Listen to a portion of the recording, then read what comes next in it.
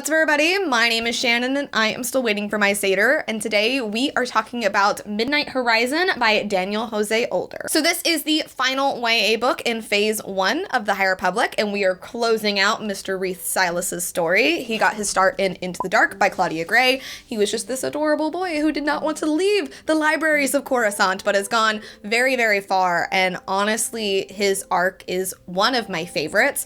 I wasn't super impressed with everything we've been getting with Reith, especially in like Out of the Shadows. I felt like he'd kind of been pushed to the side, but getting back into his story with this, you really see how far he's progressed as a character, and I am so excited to see more from him in the future. We also meet back up with Ram, who was introduced in Race to Crash Point Tower by also Daniel Jose Older. Their friendship, Reith and Ram's friendship, is the cutest thing ever, and in this book, they get to kind of go undercover with this like security detail unit that's led by this girl named Crash. They have so many fun moments. And on top of that, we get to see more from Master Cantum Sai, we get to see more from Master Comac, and also Lula and Zine. Now, some of the characters that I mentioned are from the Adventure comics, which I haven't read yet, and I do feel like Daniel Older does a good job in this book of making you feel like you have all the information that you need, while also making me want to seek out those Adventure comics as well, because I loved Lula and Zine in this book. Oh my god, do I ship it so hard. What a pair. What an amazing pair. And I want the rest of that angst. And also, I really love Master Cantum in this. They are just such a cool character. You get to learn a lot about their backstory and what their backstory like has an impact on, especially when it comes to Comac, especially when it comes to Lula. And I can't wait to see more of that story. Overall, I am giving this book an A-. I did really like it. I do feel like it was a little bit fluffy, but honestly, coming off of The Fallen Star, I felt like we needed that break, that big emotional break.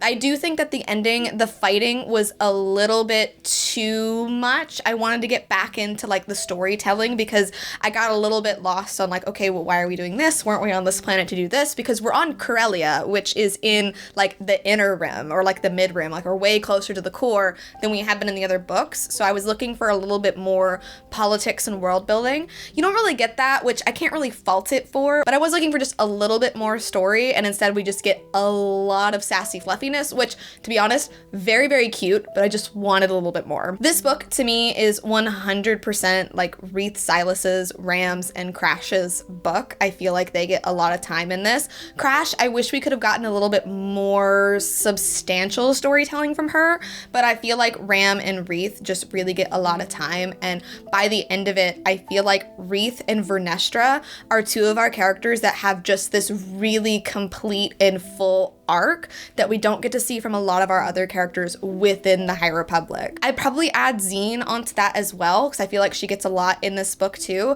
I just haven't seen her in the Adventure comics, so I don't want to speak too much to that. But she is definitely one of my favorite characters now, and I can't wait to see more from that. I have a lot of thoughts and opinions on the reading order for High Republic, especially when it comes to phase 3. My opinion is that you should read this book before you read The Fallen Star, just because The Fallen Star, you get to the end of it, it feels so empty.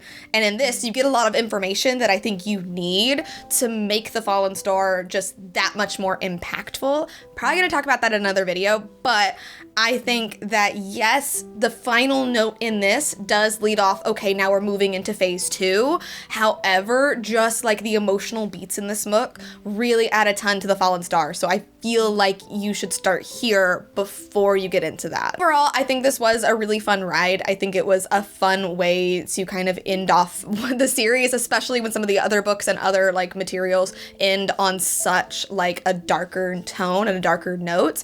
This book to me feels a lot more complete, and I honestly just, my heart felt so warm and so full getting to see like the overall arc of these characters come together. So like I said, I am giving this book an A-, and I am very interested and very hopeful that we see more of Reith in the future, especially him and Master Comac. There is still so much more story to tell there. I am so excited. But anyway, thank you guys so much for watching this video. If you liked it, be sure to hit that like button down below, and don't forget to subscribe to Talk Books with me every week. That is everything I got for today, and I will see you guys next time. Bye.